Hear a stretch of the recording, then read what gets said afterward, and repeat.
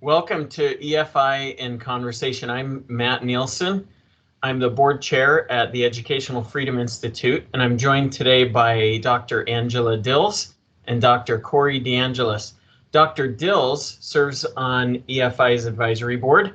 She's a professor of economics at Western Carolina University, where she teaches economics of labor markets and introductory microeconomics and social issues. She's also the Gimelstob Landry Distinguished Professor for Regional Economic Development. Dr. DeAngelis serves as EFI's Executive Director.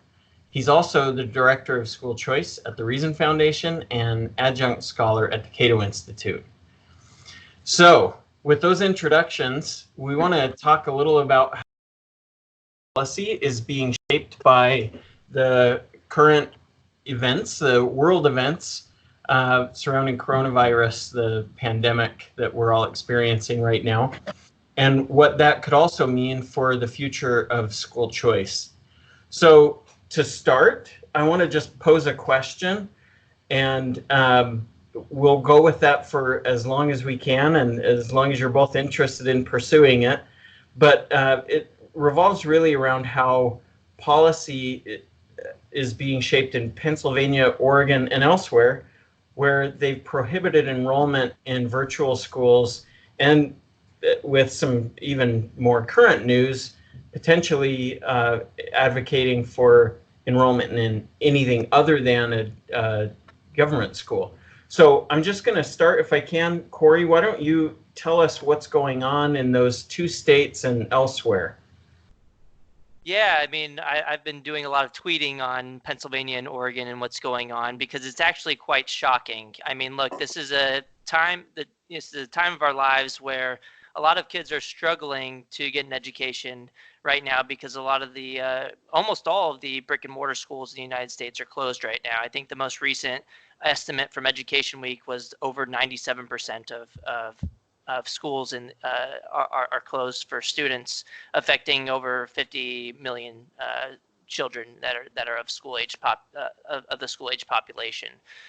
So it's affecting a lot of people, and a lot of district-run schools are adjusting, and they're trying really hard to adjust to a virtual environment, and I commend them for that.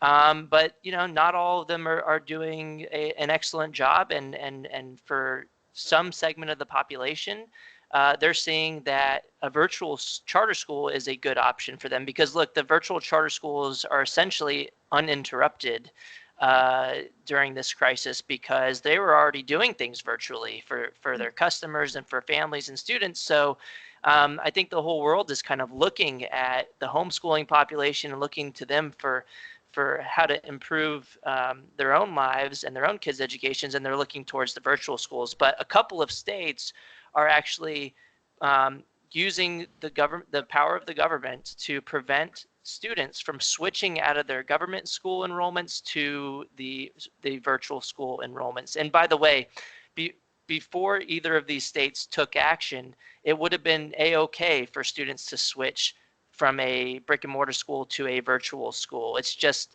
that there's new legislation that's being enacted to prevent kids from doing it just during the crisis, at the time when they need to be able to have these options the most. So in Pennsylvania, it's still, so Governor Wolf on March 13th ordered all public schools to close, including virtual charter schools, because they are public schools as well by definition in Pennsylvania and in other states.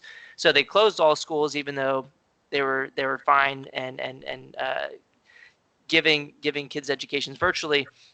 But then it was technically the virtual schools were technically still allowed to provide educational services to the kids until and it still is today in Pennsylvania, even though they're officially closed.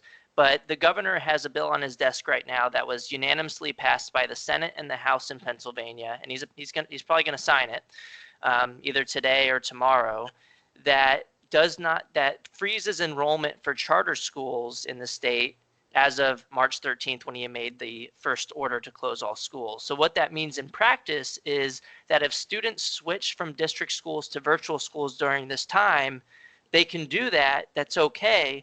but the charter schools won't be compensated for those services for those additional students. So that's pretty bad in Pennsylvania. It's essentially financially punishing charter schools for doing the right thing in the time of the crisis. So it's because they still have to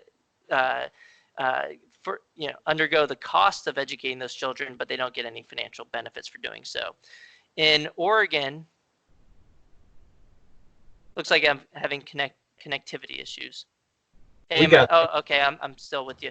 So in Oregon, it's similar, and I'll try to wrap this up in a second, but in Oregon, it's similar, but they aren't just not allowing the money to follow the child. What they're doing instead is the governor said, or the Department of Education most recently said that virtual schools cannot take any additional enrollments. So they can provide some services to kids who are already enrolled in their schools, but they cannot take additional enrollments. So these are just 2 states which are actively have groups in them lobbying to prevent kids from switching from the district school system to the charter school system, which, that makes sense from a competitive standpoint, I guess, if you don't want your customers to leave, but it looks really bad. It looks opportunistic, and it would be akin to, having in-person restaurants closed down in your state, and then those in-person restaurants lobby to make carry-out services illegal. That's essentially what this is, and that would look really bad in the restaurant industry. We would all think that would be ridiculous, yet that's what's happening in places like Pennsylvania and Oregon today. Angela, do you have any takeaways? Well, I mean, I think I like your analogy a lot. It's a great analogy. And I think in some ways, the public schools, absent the funding question, should welcome some reduction in their enrollment at this point, right? I mean, it's a lot easier for them to provide services to fewer students, particularly if the ones who really need the online, the virtual education that the virtual charter schools can provide at relatively low cost. Why not shift some of those students over there where their demands can be met, and let the other students, stay in the public schools where, those public school teachers who are dealing with a lot, like all of us are, would have fewer students to work with. And that, you would think there's some benefits there too to the public school teachers, and having, some of their students, or in particular, some of their most demanding students who are really looking for a lot more resources than maybe a traditional public school can ramp up that quickly, having some of those students shift sectors. Yeah, that totally makes sense. And then, I mean, I've seen in other states as well that there's been cross-pollination between sectors where they're actually working together. So Matthew might know a little bit more about what's going on in Arizona, but I saw that I think the company was called StrongMind and they're associated with one of the big virtual charter schools in Arizona, but they're allowing the district schools to use their curriculum and courses for certain grade levels for free during the crisis. So, I mean, it doesn't have to look like cutthroat competition. It could still be a lot of, working together. And, maybe that's beneficial for the charter school operator to do from a long-term perspective, because look, it's goodwill, that's beneficial for your company.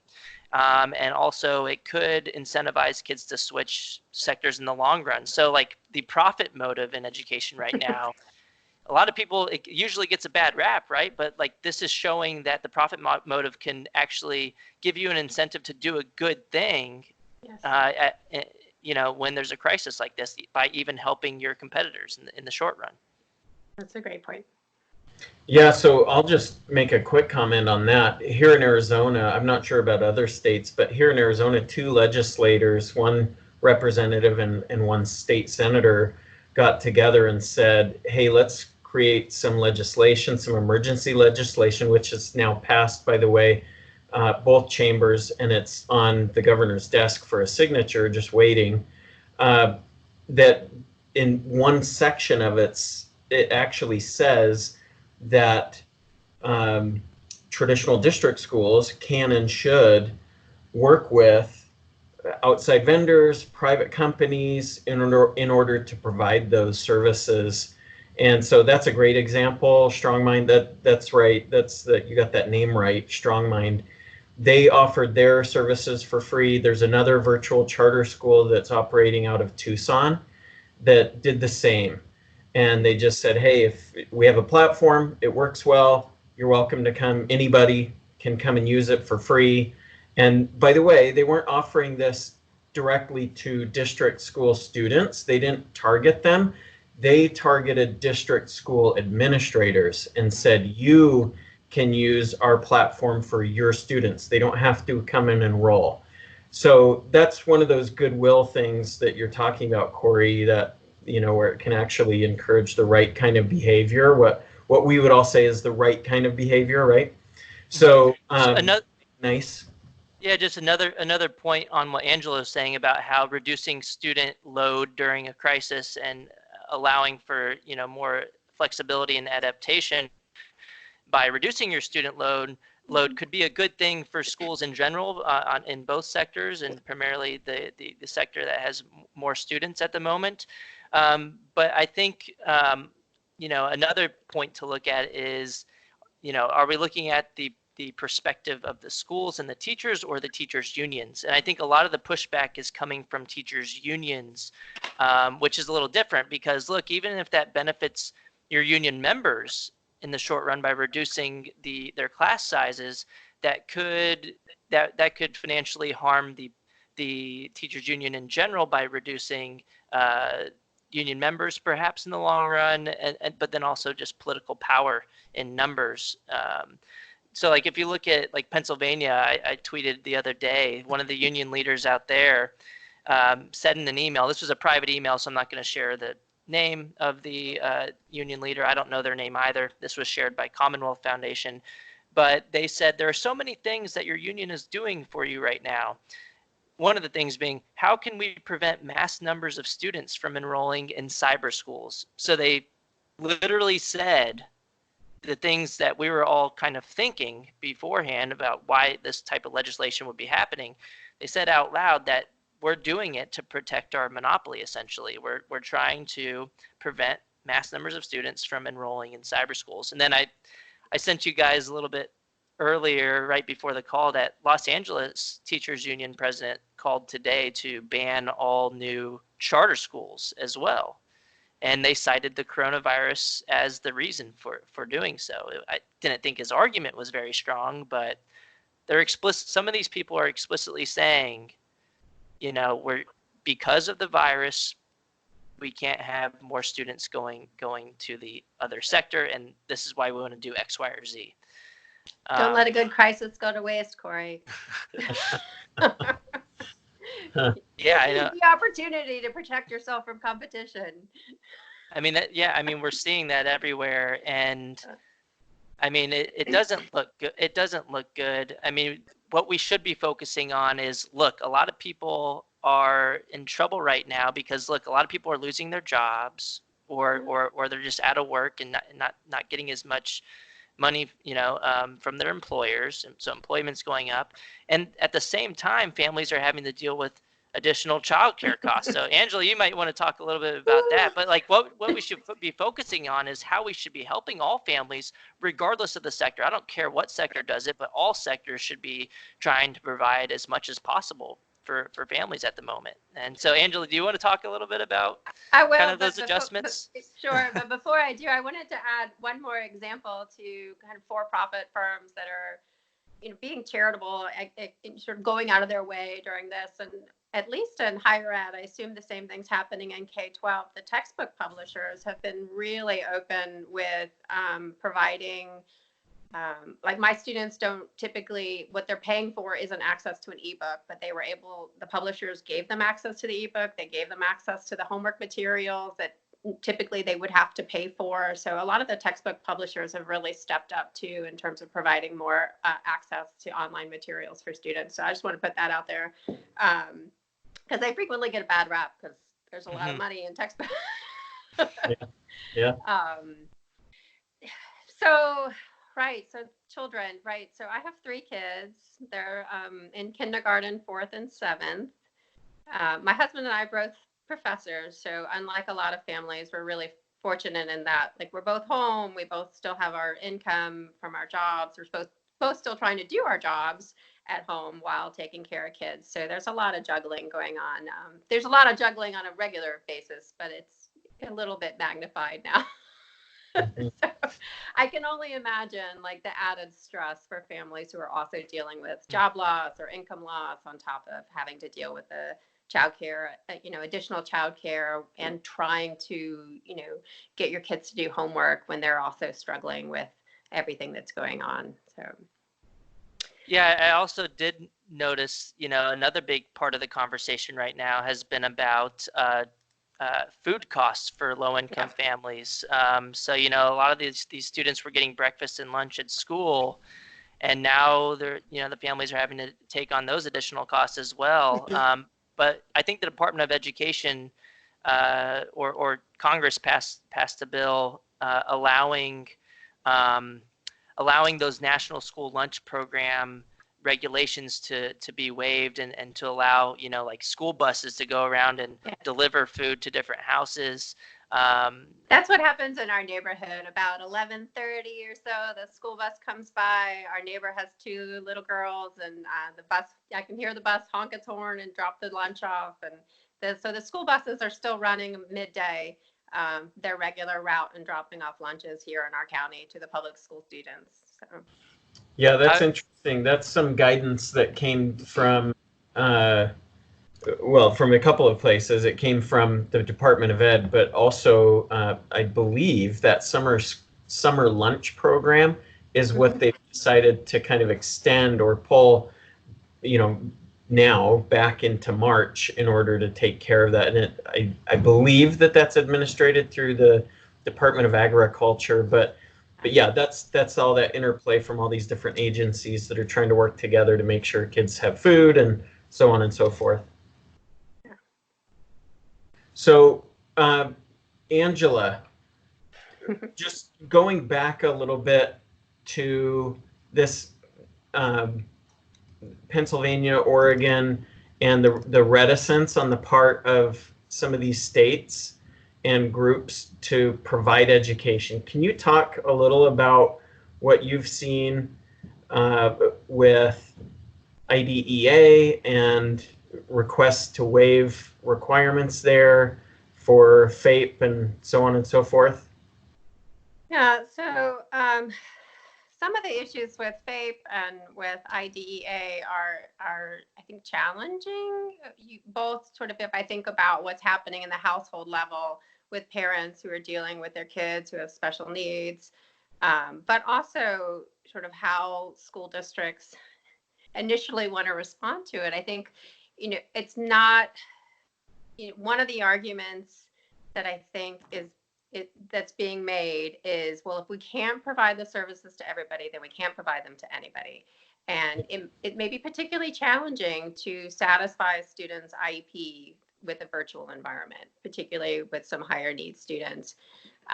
So I think a lot of the discussion is sort of along this line, right? So can we continue to provide educational services if we can only do it to some fraction of the student body? And I hate to make the analogy, but we get the same thing in our mountain town in the winter when it snows. There's some people who live at the top of the mountain and can't get in for weeks on end because there's some ice. But they want to close the school down for everybody because a couple families can't make it to school. And maybe in a similar way, the argument is being made here. If we can't provide, should we shut down shut down school for everybody if we can't provide services for those higher needs students?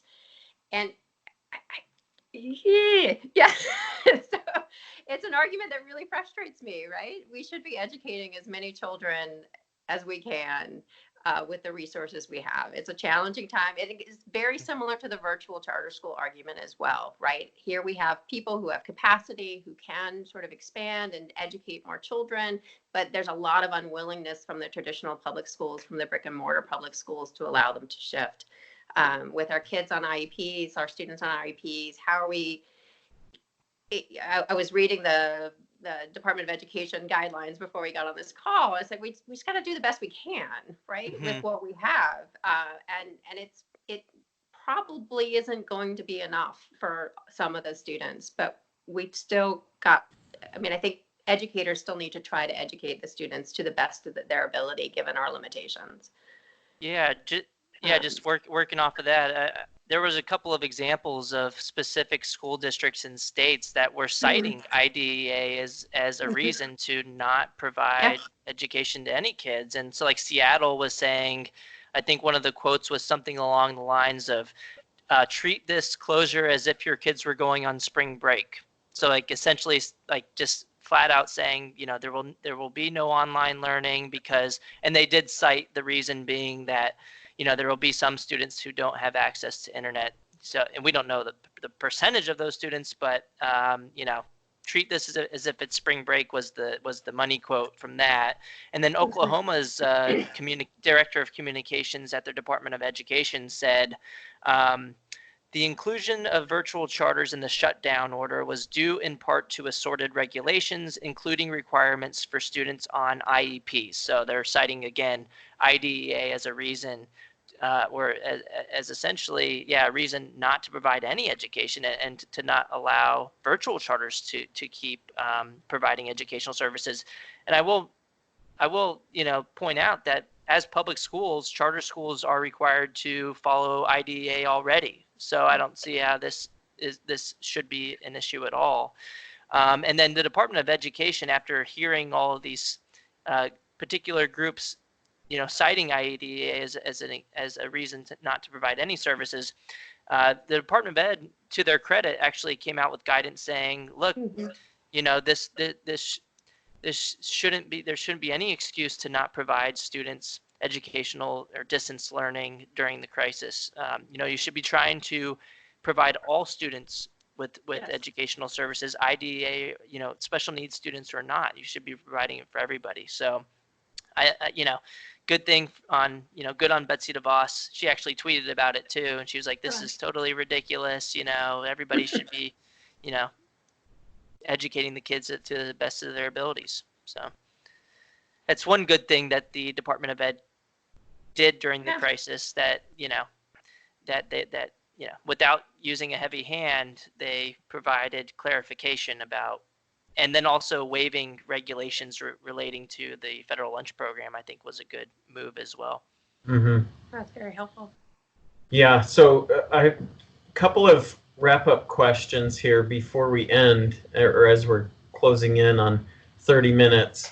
I want to kind of combine two that we had outlined here together and ask them together. So the first of the two would be, what difference in incentives are there between sectors to make sure that the response is right, that they get the response right? So that's the first part. And then the second, that I think actually these two go well together, because I think there could be some cause and effect here. But how will families, do you see, looking out into the future, a year from now, 2 years from now, maybe even 3 months from now, I don't know, how do you think families' perspectives on alternative methods of education will change based on what we're experiencing right now? So, Angela, why don't you go ahead, take those two pieces. Yeah, so the first on how it affects different sectors. So I'll preface this by saying my kids go to a private school, and in conversation with some of their classmates' parents, certainly part of the challenge and sort of making that transition that the kids' school has made is that the public school moved faster than they did because we were on spring break. And so the public school got a little jump on them compared to where our teachers were on vacation and on break. And so they came back and had a little time to prep and then transition. But, there's a strong pressure from parents who are paying more money out of pocket for private school, for those private schools to make sure they get it right. The timing's a little bit awkward, I'm going to guess, for a lot of private schools, because we're in the middle of, we've already signed contracts for next year. We've already committed our kids to go to school next year. And depending on how firm those schools want to be about enforcing those contracts, there may be a lot of lag in kind of how we see, any negative response if the school doesn't handle it that well.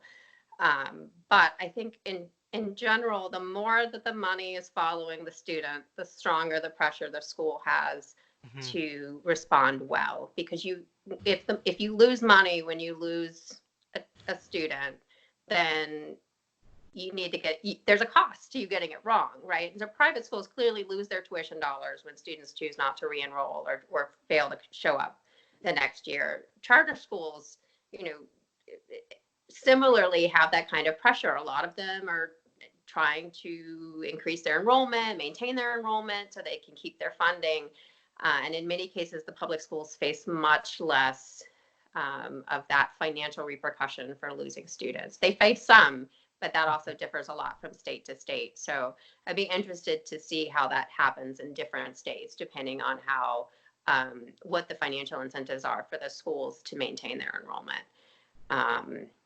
And even yeah, go ahead. Even with that 1 year lag with the contracts that you pointed out, I mean, there's still an incentive for the school to do it right because after that year contract's up, you can switch schools, and even if that's the last year of school for your child, you can still influence the rest of society by saying, oh, look at this, look at what they did, that they took advantage of us during this time of need. Right. They didn't help us, and you could give them negative reviews on Google right. and great schools, and that could affect them in the long term, and that's not something that they want to do. So they have every incentive to do the right thing and to help you guys in time of need, even if they're just being profit driven, even if their incentives, even if their motives aren't the purest, even if they're not just really trying to help people, if they're just trying to seek long-term financial benefit, they still have a stronger incentive to actually get things right. So I think that's important.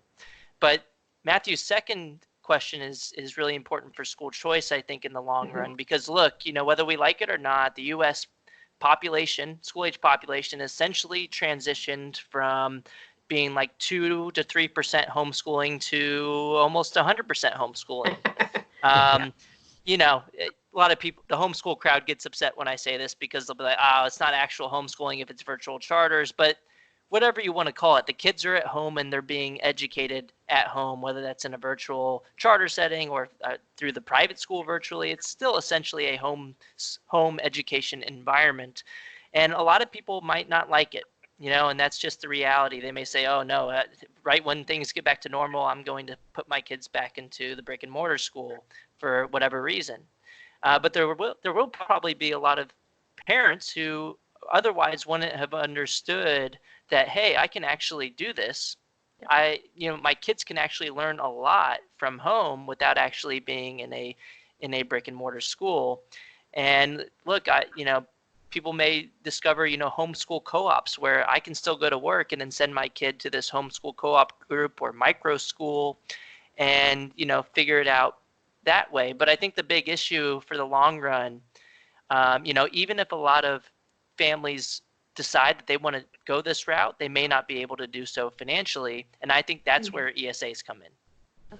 Education savings accounts where the money just follows the child and the family can use those education savings account dollars for home education costs or virtual education costs or childcare expenses associated with homeschooling. I think that's this really highlights the need for ESAs in that way, because look, a lot of families may want to do it and they may want to switch, but they just won't be able to financially. I'm going to add a couple of things about homeschooling. One is that, there's some wonderful online groups of homeschooling parents who've been really generous with sharing resources as people have transitioned. So, kudos to the homeschooling communities for being so welcoming and sharing their knowledge and experience. And, I like having my kids at home. I think we have a lot more relaxed time to, bond and be a family than we maybe always do during the school year. But I imagine if we were homeschooling, we could do a whole lot more fun things than we can do right now. Right. something like Social 10% distancing. of the kids in this area are homeschooled, and there's lots of there's lots of organizations and places in town that offer classes and other activities specifically for homeschoolers that we can't take advantage of during this time of quarantine. And so it's got to be even better than what we're experiencing right now. Yeah, we're seeing a lower bound of the true benefits of homeschooling. Yes. So if you think you like it now, just wait. Right. Yeah, Well, that makes total sense, especially with sports and stuff. Like community Exactly. club sports, and like don't you have kids playing soccer right now? What has anything happened with that? It's canceled for the season. Canceled, yeah. Yeah, that the state organization canceled it. So, but we have local gyms that have gym classes, music classes, all kinds of stuff that happens during the school day for homeschoolers. Have you seen that that online group Learn Everywhere on Facebook? Yes. They came out of nowhere during the crisis, and it looks to be like a lot of homeschooling,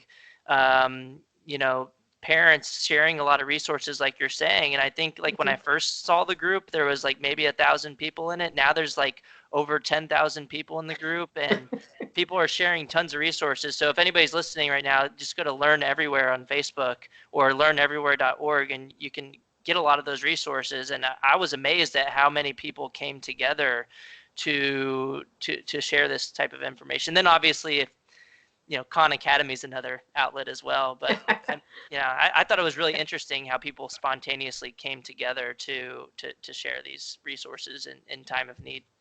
But I'm not going to lie, some ESAs could be particularly valuable.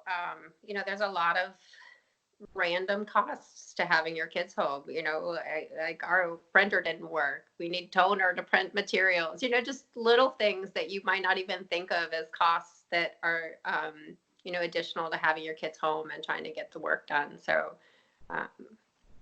I'll echo your sentiment of supporting any ESAs. Yeah, and I mean, we don't have to do it now, right? I mean, like, look, nothing's going to happen in state legislatures on the ESA front right now, and maybe it's not the time to even be, arguing for those things right now. But in the future, after this all blows over, if people figure they like this environment, they should be able to take their child's education dollars to the government-run school if they want.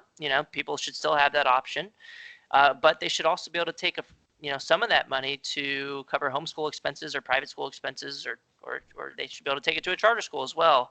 And maybe in order to get it politically feasible, maybe it's even just half of what you would have gotten in the traditional system. I mean, we spend over $15,000 a year in the U.S. per child in the most recent year of data by NCES. So like maybe we give families, $10,000 and let them do what they want with it, and then save the district schools that extra $5,000 for not having to educate the kid anymore. I mean, that should be a win-win. So I will say one parting note just from what I've seen. I do think that the longer this goes on, where families are having to keep their kids home and educate them, and the more resources they get from places like Learn Everywhere and from neighbors maybe that they know that homeschool their kids, I think the longer that goes on, the more you're going to see people open up to the idea that, hey, maybe I could do this. Maybe this isn't out of my league, or I like it, because there is I think that's a big part of what's held people back, is just either a lack of confidence in themselves, that I couldn't do that. This is a professional type situation, where a teacher that has all the training needs to handle that. I'll just speak for myself. I know I've seen that with my own kids already. My first grader is, within a week, he's reading better, he's sounding out words better with the one-on-one instruction than he ever had before, and he has a great teacher. So it's not that he was put in a bad environment in the charter school that he goes to. That's not it at all. I think every kid is different, every kid is unique, they have their own needs, and that one-on-one instruction is really what's helped him. So I think the longer this goes on, I think the more you're going to see families open up to the idea that maybe the government-run school isn't the only option for every one of my kids. Well, and we're also seeing the other side of that too right now, right? We're seeing groups start conferences and put together conferences to regulate the crap out of homeschooling and to even ban homeschooling. So Harvard Law School is co-sponsoring an event in June, for example. And if you just look through their panelists, I don't see any, pro homeschooling people represented or their views. And if you just look at the titles, like it's talking, it implies that they're talking about perhaps banning homeschooling altogether or just regulating it for the greater good.